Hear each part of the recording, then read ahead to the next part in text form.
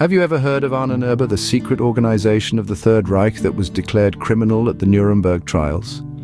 This is where our story begins, deep within the shadowy recesses of the Third Reich.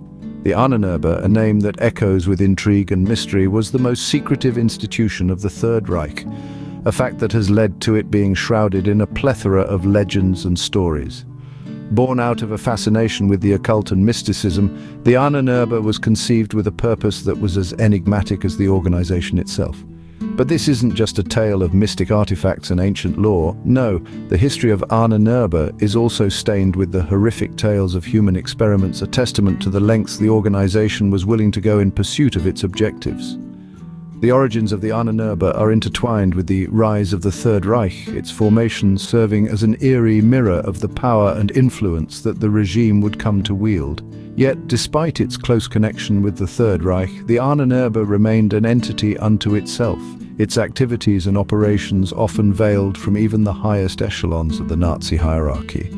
As we delve deeper into the history of Ahnenerbe, we'll uncover the reasons behind its creation, the nature of its operations, and the individuals who were instrumental in its functioning. We'll explore the legends that surround it, the artifacts it sought, and the experiments it conducted.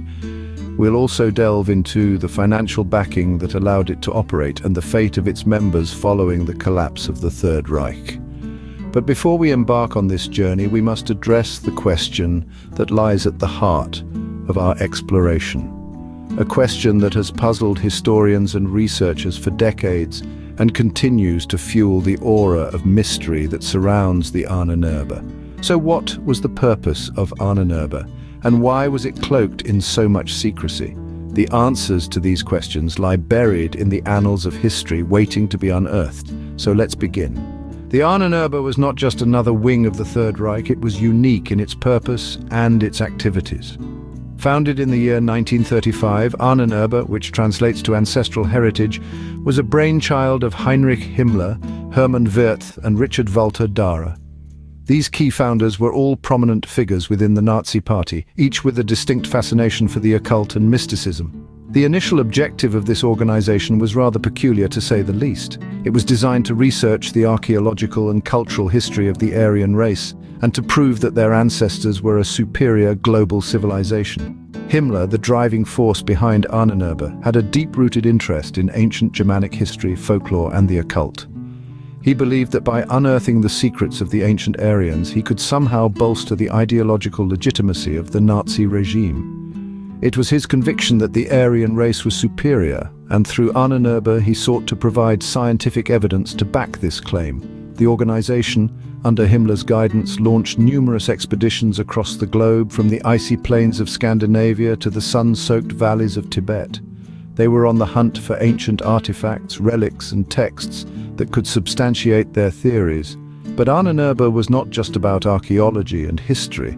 It soon branched out into a wide array of disciplines, from anthropology and musicology to botany and even pseudoscience.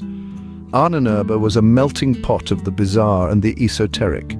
It was a place where the lines between science and the supernatural were often blurred.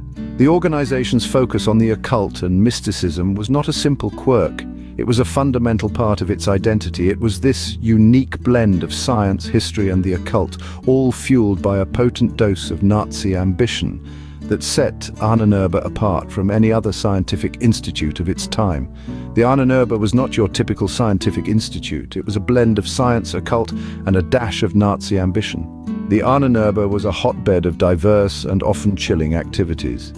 From the pursuit of ancient relics to terrifying human experiments, the organization's actions were as varied as they were terrifying.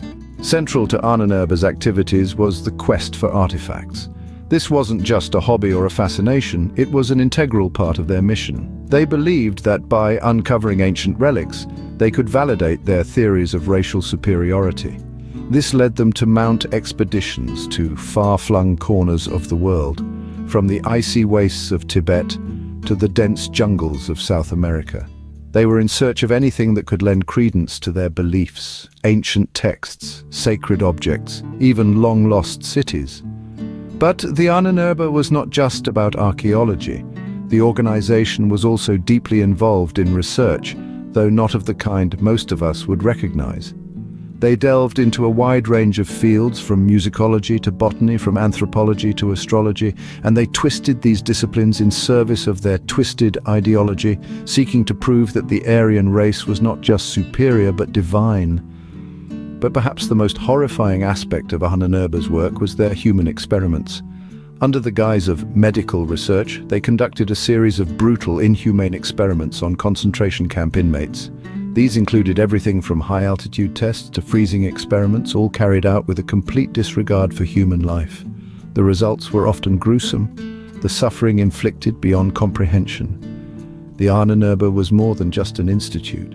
It was a symbol of the darkest aspects of the Third Reich, a chilling reminder of what can happen when science is twisted to serve an evil ideology.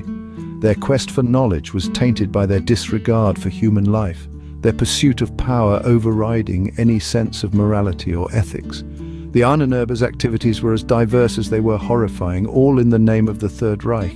This organization stands as a stark reminder of the depths to which humanity can sink when blinded by prejudice and hatred. The Ahnenerbe didn't operate in a vacuum. It had resources, support, and financing. The organization's activities were bankrolled by a vast network of benefactors and sympathizers, both within and outside the Third Reich. Let's begin with the internal funding. Ahnenerbe's principal financier was none other than the Reich itself.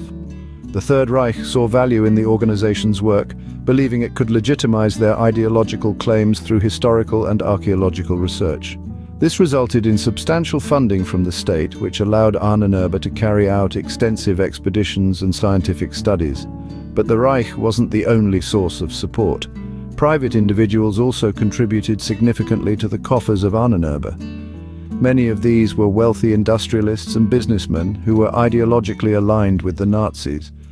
They saw in Ahnenerbe an opportunity to further the cause they believed in. These private funds often went towards specific projects or expeditions, giving the organization a degree of flexibility and independence in its operations. Political backing was just as crucial as financial support. Ahnenerbe was founded by Heinrich Himmler, one of the most powerful men in Nazi Germany. His patronage gave the organization a significant amount of political clout.